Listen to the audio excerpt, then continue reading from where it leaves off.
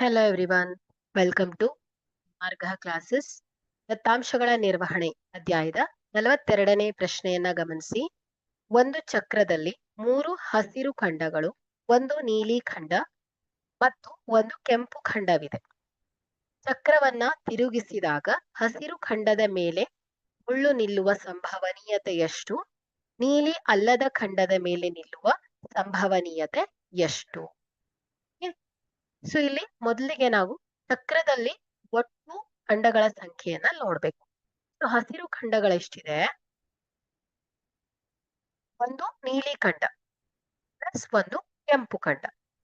ಒಟ್ಟು ಖಂಡಗಳ ಸಂಖ್ಯೆ ಎಷ್ಟಾಗತ್ತೆ ಹೇಳಿ? 5.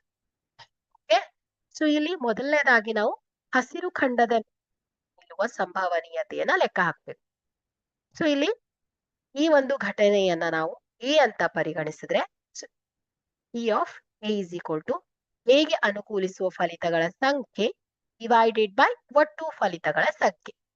ಸೊ ಇಲ್ಲಿ ಹೇಗೆ ಅನುಕೂಲಿಸುವ ಫಲಿತ ಅಂದ್ರೆ ಹಸಿರು ಖಂಡದ ಮೇಲೆ ಮುಳ್ಳು ನಿಲ್ಲುವ ಸಂಭವನೀಯತೆ ಏನಾಗತ್ತೆ ಹೇಳಿ? 3 ಡಿವೈಡೆಡ್ ಬೈ ಒಟ್ಟು ಫಲಿತಗಳು 5. ಓಕೆ, ಹಾಗಾದ್ರೆ ಇಲ್ಲಿ ಹಸಿರು ಖಂಡದ ಮೇಲೆ ಮುಳ್ಳು ನಿಲ್ಲುವ ಸಂಭವನೀಯತೆ 3/5. ನೆಕ್ಸ್ಟ್ ಏನ್ ಹೇಳಿದಾರೆ ಅವರು? ನೀಲಿ ಅಲ್ಲದ ಖಂಡದ ಮೇಲೆ ನಿಲ್ಲುವ ಸಂಭವನೀಯತೆಯನ್ನ ಲೆಕ್ಕ ಹಾಕ್ಬೇಕು. ಸೊ ಈ ಒಂದು ಘಟನೆಯನ್ನ ನಾವು ಬಿ ಅಂತ ಪರಿಗಣಿಸಿದ್ರೆ, ಸೊ ಇಲ್ಲಿ ಬಿಗೆ ಅನುಕೂಲಿಸುವ ಫಲಿತಗಳ ಸಂಖ್ಯೆ ಅಲ್ವಾ? So N of B divided by N of S. So ನೀಲಿ ಅಲ್ಲದ ಖಂಡ ಅಂದ್ರೆ ಯಾವ್ದಾಯ್ತು?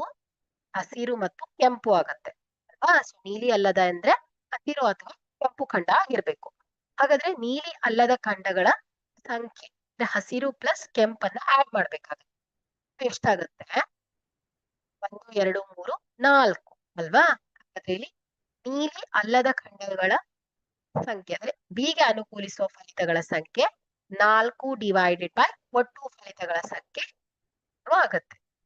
ಹಾಗಾದ್ರೆ ಇಲ್ಲಿ ಹಸಿರು ಖಂಡದ ಮೇಲೆ ಮುಳ್ಳು ನಿಲ್ಲುವ ಸಂಭವನೀಯತೆ 3/5, ನೀಲಿ ಅಲ್ಲದ ಖಂಡದ ಮೇಲೆ ನಿಲ್ಲುವ ಸಂಭವನೀಯತೆ 4/5 ಆಗಿದೆ. Thank you.